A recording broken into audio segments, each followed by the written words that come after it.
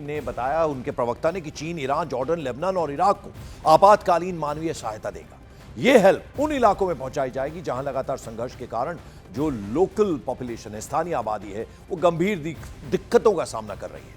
चीन का कहना है कि उसका उद्देश्य इन देशों की जनता को तत्काल जरूरतों को पूरा करना और मानवीय हालात को बेहतर बनाना है। तो ये मदद की पेशकश जो है, ये मदद का ऐलान चीन ने किया है। थमने का नाम ही नहीं ले रहा। कुछ ही घंटों में ईरान की तरफ से कई बार इजराइल को निशाना बनाया गया। अलग अलग तस्वीरों के जरिए हम आपको दिखा रहे हैं। लेबनान और वेस्ट बैंक में भी टेंशन बढ़ गई है। इराक में अमेरिकी ठिकानों पर ड्रोन हमले हुए हैं, जबकि तेहरान, जो कैपिटल है ईरान की, वहां अमेरिका और इजराइल के खिलाफ प्रदर्शन और ज्यादा तेज हो गए हैं। दूसरी तरफ अगर देखें तो जंग के डर से इराक से लोग ट्रेन के जरिए तुर्की पहुंच रहे हैं।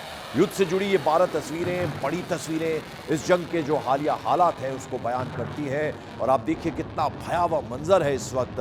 ईरान का मिसाइल हमला आप देख सकते हैं। पहली तस्वीर तेल अवीव कैपिटल पर किया इजराइल की। लेबनान पर हमले हुए हैं, रिहायशी इमारतों को स्ट्राइक किया गया। अमेरिका के खिलाफ जबरदस्त प्रदर्शन देखने को मिला।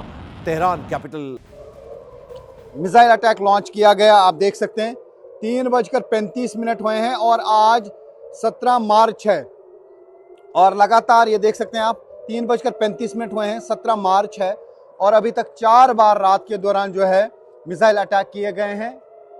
सायरन फिर से बज गया है, लोग जा रहे हैं शेल्टर में। अब देखना होगा कि किस और जो है अटैक होगा। ये बार बार अटैक हो रहे हैं ईरान की तरफ से। ये आप देख सकते हैं, ये मिसाइल अटैक लॉन्च किया गया आज 17 मार्च है और आप देख सकते हैं कि ये मिसाइल है और ऐसा लगता है कि काफ़ी सारे बॉम्ब जो है इससे निकल रहे हैं। जो क्लस्टर बॉम्ब की बात की जा रही है, अभी शायद ज़ोरदार धमाके होंगे। आज 17 मार्च है और रात के बजे हैं 3:39 और अभी ईरान की तरफ से फिर से मिसाइल अटैक किया गया। अभी तक रात के दौरान 4 बार ईरान की तरफ से मिसाइल दागे गए। बार हम देख रहे हैं आसमान में धमाके हो रहे हैं और लोग जो हैं वो शेल्टर में जा रहे हैं। यानी ईरान की तरफ से लगातार अटैक्स का सिलसिला जारी है। हालांकि इस्राइल और यूएस दावा कर रहे थे कि ईरान की तरफ से मिसाइल लॉन्च करने की कैपेबिलिटी कम हो गई है, लेकिन यहाँ पर हम देख रहे हैं कि फ्रीक्वेंसी जो है अटैक्स की वो ईरान की तरफ से बढ़ा दी गई है। आज रात के दौरान 4 बार अटैक हुए। पिछले 24 घंटे में तकरीबन 9 बार मिसाइल अटैक्स लॉन्च किए ईरान ने और बार यहाँ पे धमाके हो रहे हैं। काफ़ी जगहों पे नुकसान भी हुआ है, प्रॉपर्टी डैमेज भी हुआ है, कुछ लोग इंजर्ड भी हुए हैं और ये सिलसिला लगातार जारी है। हम लगातार बने हुए हैं इस्राइल में, जहां पर युद्ध जारी है ईरान और इस्राइल के दरमियान। बंद करने के बाद ईरान हूथी विद्रोहियों की मदद से तेल का एक और रास्ता बंद करने की प्लानिंग कर रहा है।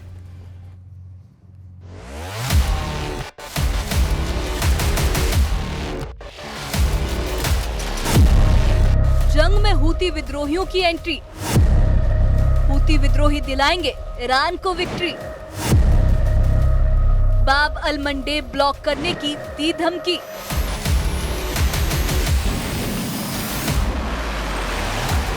इजराइल और अमेरिका के खिलाफ सिर्फ ईरान ही नहीं, उसके प्रॉक्सी ग्रुप भी लड़ रहे हैं।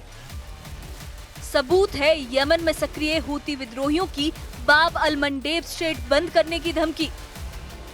यानी हिजबुल्लाह के बाद ईरान के एक और प्रॉक्सी ग्रुप ने जंग में घुसने की तैयारी कर ली और तेल की एक और बड़ी लाइफलाइन को ब्लॉक करने की धमकी दे डाली।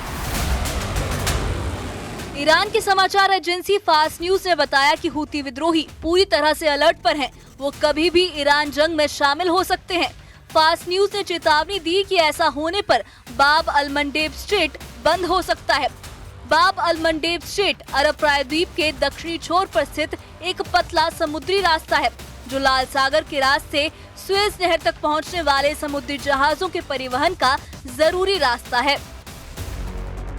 और हूती विद्रोही उसी रास्ते को बंद करने की फिराक में है। यानी ईरान और उसके प्रॉक्सी ग्रुप दुनिया को तेल संकट की आग में झोंकने के लिए तैयार बैठे हैं, क्योंकि ऐसा करने पर आधी जंग बिना गोला बारूद के जीती जा सकती है। वैसे अब तक इस जंग में हूथी विद्रोही शांत हैं। उन्होंने हिजबुल्लाह की तरह कोई ऐसा काम नहीं किया जिससे जंग की आग यमन तक पहुंचे। लेकिन बाब अल मंडेब से जुड़ी ये नई अपडेट इशारा कर रही है कि हूती विद्रोहियों का हाथ भी अब ट्रिगर पर है, जिसे वो कभी भी दबा सकते हैं, क्योंकि हूती विद्रोहियों को ईरान की 3 चरणों वाली रणनीति का हिस्सा माना जाता है और वो किसी भी वक्त जवाब देने के लिए तैयार रहते हैं। हालांकि इस बार हूती विद्रोही फूंक फूंक कर कदम रख रहे हैं, क्योंकि 2023 में गजा जंग के दौरान इजराइल के हमलों में उसके कई कमांडर मारे गए थे और इसलिए वो इस बार ईरान का साथ तो दे रहे हैं, लेकिन जरा संभल कर।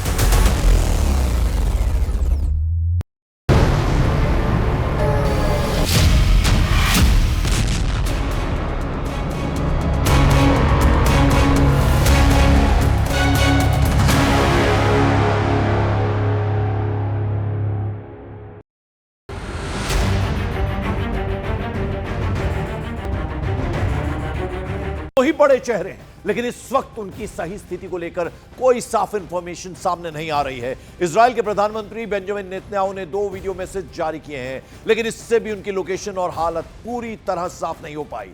यही वजह है कि लोगों के बीच तरह तरह की अटकलें चल रही हैं। वहीं ईरान के नए नए सुप्रीम लीडर बने मुज्तबा खामनेई को लेकर भी अब सवाल उठ रहे हैं, क्योंकि ईरान की कमान संभालने के बाद से अब तक वो सार्वजनिक रूप पर सामने नहीं आए हैं।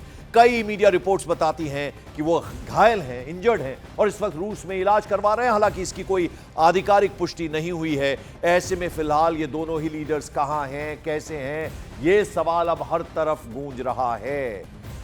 तो घायल मुज्तबा के रूस में होने की मीडिया रिपोर्ट सामने आ रही हैं और जंग के बीच अब नेतन्याहू और मुज्तबा एक तरह से मिस्ट्री बने हुए हैं। इनको लेकर अभी तक सस्पेंस जो है वो बना हुआ है।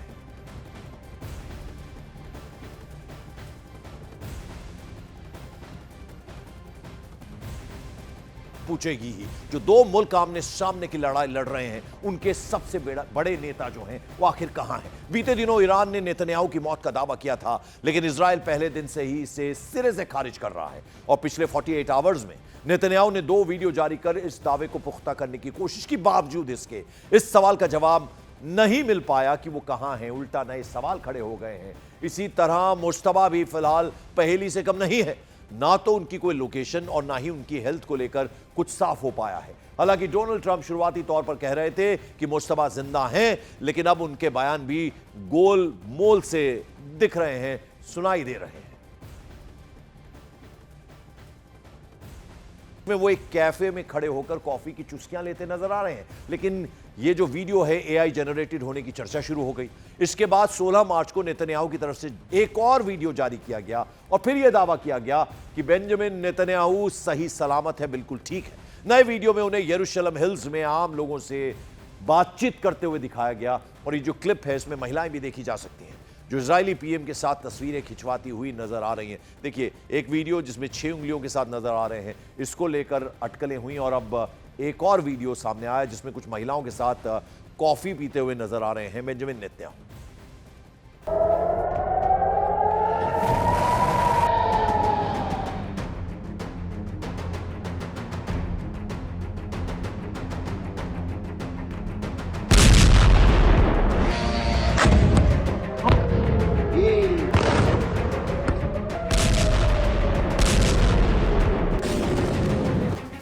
एक तरफ अमेरिका, इजराइल और ईरान के बीच युद्ध के मैदान में मिसाइलों से जंग लड़ी जा रही है।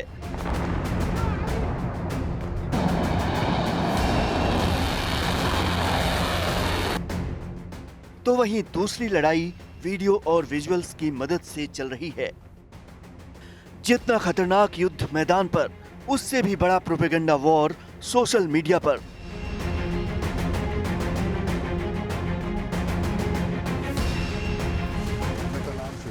सबसे बड़ा सस्पेंस खड़ा हो गया है इजराइल के प्रधानमंत्री बेंजामिन नेतन्याहू को लेकर, क्योंकि मौत की अफवाहों के बीच उनके एक के बाद एक 3 वीडियो सामने आए हैं। लेकिन हर वीडियो के बाद सवाल वही, ये असली वीडियो है या फिर AI generated deep fake video. किसी वीडियो में उंगलियां बढ़ गईं, तो कहीं उंगली से अंगूठी गायब हो गई, तो कहीं कॉफी कप पर ही सवाल पैदा हो गया। पूछा जा रहा है कि ये टेक्नोलॉजी का खेल है या फिर प्रोपेगेंडा वॉर का नया हथियार। अफवाहों की शुरुआत उस वक्त हुई जब एक अहम सुरक्षा बैठक में इजरायल के प्रधानमंत्री बेंजामिन नेतन्याहू नजर नहीं आए। सवाल उठाए जाने लगे कि जिस वक्त ईरान के साथ इजरायल की वॉर चल रही है, ऐसे वक्त में नेतन्याहू कैसे मीटिंग से गायब हो सकते हैं।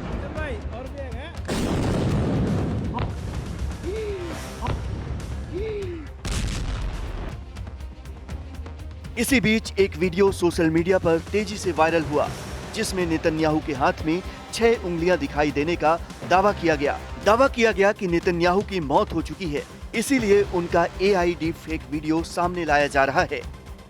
हालांकि इजरायल का कहना था कि ये हथेली का उभार था, ऊपर से लाइटिंग का एंगल ऐसा था जिसकी वजह से वीडियो के एक फ्रेम ने भ्रम पैदा किया। इसी बीच नेतन्याहू के एक्स अकाउंट से एक और वीडियो जारी किया गया, जिसमें वो यरूशलेम के एक कैफे में कॉफी पीते नजर आए। लेकिन अब इस वीडियो को लेकर भी कई सवाल खड़े किए जा रहे हैं। आरोप लगाया जा रहा है कि ये भी एक AI जनरेटेड वीडियो है। इसके पीछे थ्योरी दी जा रही है कि वीडियो में नेतन्याहू के होठों की मूवमेंट नेचुरल नहीं है। उनके हाथ में कॉफी का कप भरा हुआ है, लेकिन मूवमेंट के बावजूद कॉफी गिरती नहीं। पीछे खड़े आदमी ने मास्क लगा रखा है, जिसके आधार पर कहा जा रहा है कि कोविड के दौरान के वीडियो को डीप फेक करके ये नया वीडियो बनाया गया है।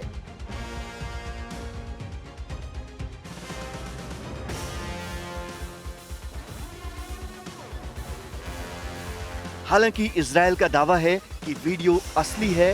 हैंडहेल्ड कैमरा होने की वजह से मोशन ब्लर और एडिटिंग के ग्लिच की वजह से लोगों को भ्रम पैदा हुआ। इसी बीच सोशल मीडिया पर कई ऐसे डीप फेक वीडियो वायरल हो गए, जिनमें अलग अलग लोगों को उसी कैफे में कॉफी पीते दिखाया गया जहां नेतन्याहू कॉफी पीते दिखे थे।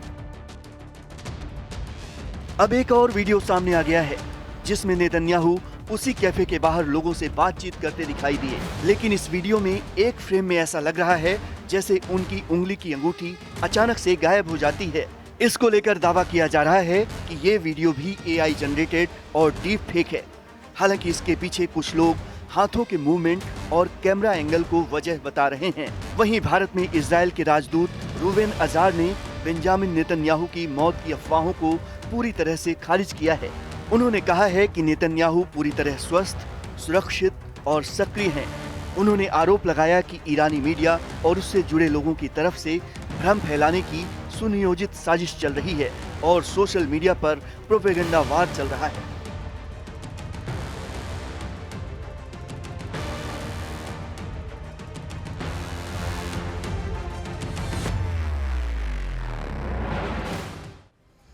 तो बेंजामिन नेतन्याहू को लेकर सस्पेंस लगातार बना हुआ है, तो उधर ईरान के सुप्रीम लीडर मुज्तबा खामनेई को लेकर भी अब नया दावा सामने आया है। पहले दावा हुआ कि मुज्तबा खामनेई रूस में अपना इलाज करवा रहे हैं और कुवैत के अखबार अल जरीदा की ओर से यह दावा किया गया कि मुज्तबा को खुद पुतिन ने रूस आने को कहा, इलाज कराने का ऑफर दिया। युद्ध के बीच दावा किया गया कि मुज्तबा एक विशेष विमान से मॉस्को पहुंचे और वहां उनका इलाज चल रहा है। तो अलग अलग दावे दोनों बड़े लीडर्स के बारे में सामने आ रहे हैं, मुज्तबा खामनेई के बारे में, और उधर हमने कुछ देर पहले आपको दिखाया कि बेंजामिन नेतन्याहू के बारे में भी अब तरह तरह के दावे सामने आ रहे हैं। दोनों लीडर्स के मिसिंग होने के बाद ये खबरें अब सामने आने लगी हैं। सूत्र बता रहे हैं कि हमले में बुरी तरह से घायल हुए मुज्तबा खामनेई, और ये बड़ा दावा ईरान के सुप्रीम लीडर को लेकर किया गया। कुवैत के अखबार अल जरीदा ने बड़ा दावा किया और खबर यह भी कि पुतिन ने मुज्तबा को इलाज के लिए मदद का ऑफर दिया, और ये अल जरीदा का बड़ा दावा है।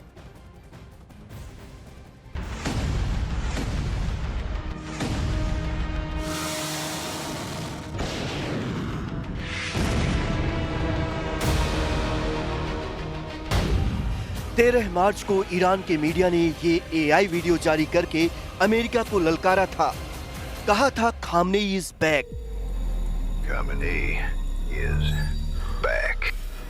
इसके अलावा 12 मार्च को ईरान का नया सुप्रीम लीडर बनने के बाद मुज्तबा खामनेई ने पहली बार आधिकारिक बयान जारी किया था। यह बयान ईरान के सरकारी टीवी चैनल पर चलाया गया था, लेकिन मुज्तबा खामनेई खुद कैमरे के सामने नहीं आए। उनके बयान को एक न्यूज एंकर ने पढ़कर सुनाया था। यानी ना मुज्तबा का चेहरा दिखा था और ना ही उनकी आवाज सुनाई दी। और इसीलिए अमेरिका और इजराइल दोनों पूछ रहे हैं कि मुज्तबा खामनेई कहां हैं। खबर तो ये तक है कि अमेरिका मुज्तबा का सुराग देने वाले को 92 करोड़ रुपए का इनाम देगा। हालांकि ट्रंप ने कुछ दिन पहले बयान दिया था कि उन्हें लगता है कि मुज्तबा जिंदा हैं। ट्रंप ने कहा था कि उन्हें लगता है कि मुज्तबा को काफी नुकसान पहुंचा है, लेकिन वो किसी न किसी रूप में जिंदा हो सकते हैं। ट्रंप को लगता है कि मुज्तबा जिंदा है, लेकिन उन्हें ये नहीं पता कि वो कहां हैं, और इसीलिए इजराइल और अमेरिका मुज्तबा को ढूंढने की तमाम कोशिशें कर रहे हैं। वैसे ईरान के नए सुप्रीम लीडर मुज्तबा खामनेई की हालत पर दुनिया भर में किसी रिपोर्ट में कुछ लिखा गया तो किसी रिपोर्ट में कुछ और। रॉयटर्स की एक रिपोर्ट के मुताबिक मुज्तबा खामनेई को हमले में हल्की चोटें आई थीं। CNN ने दावा किया था कि उनके पैर में फ्रैक्चर हुआ, आंख के पास चोट लगी और चेहरे पर भी हल्की चोटें आईं। ब्रिटिश अखबार द सन की रिपोर्ट में तो सबसे ज्यादा गंभीर दावा किया गया। रिपोर्ट के मुताबिक हमले में मुज्तबा खामनेई बुरी तरह घायल हुए और कोमा में चले गए। द सन की रिपोर्ट तो ये भी दावा करती है कि मुज्तबा खामनेई की एक टांग काटनी पड़ी और लीवर और पेट को गंभीर नुकसान पहुंचा। यानी मुज्तबा कहां हैं, कैसे हैं, किस हालत में हैं, किसी को पक्के तौर पर कुछ भी नहीं पता। इस बीच कुवैत के एक अखबार अल जरीदा ने तो नया ही दावा कर डाला। अखबार की रिपोर्ट कहती है कि 28 फरवरी को हुए जिस हमले में अली खामनेई की मौत हुई थी, उसमें मुज्तबा भी घायल हुए थे। इसके बाद चुपचाप उनको एक रूसी सैन्य विमान से मॉस्को भेजा गया था। रिपोर्ट में कहा गया है कि खामनेई की टांग की सर्जरी सफलतापूर्वक हुई और अभी भी वो मॉस्को के एक निजी अस्पताल में भर्ती हैं। यानी नया दावा ये कहता है कि मुज्तबा ईरान में नहीं, रूस में है। और अगर ये सच है तो ट्रंप का मुज्तबा का हाल उनके पिता जैसा करने का सपना फिलहाल पूरा होता नजर नहीं आ रहा। के बारे में कई सारी बातें चल रही, कुछ कह रहे हैं कि वो इंजर्ड हैं और कुछ कह रहे हैं कि मुज्तबा खामनेई की मौत हो चुकी है। डोनाल्ड ट्रंप ने आगे कहा, मुझे नहीं पता मुज्तबा खामनेई जिंदा है या फिर नहीं।